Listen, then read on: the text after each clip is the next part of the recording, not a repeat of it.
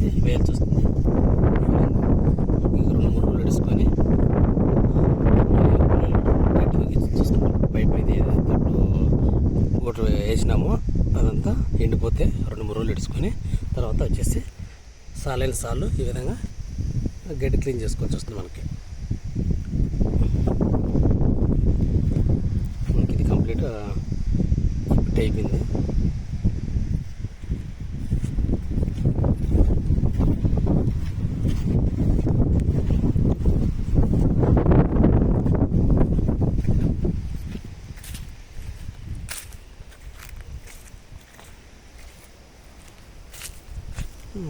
ఈ బిట్లో వచ్చేసి ఇది ఒకటి ఉంది.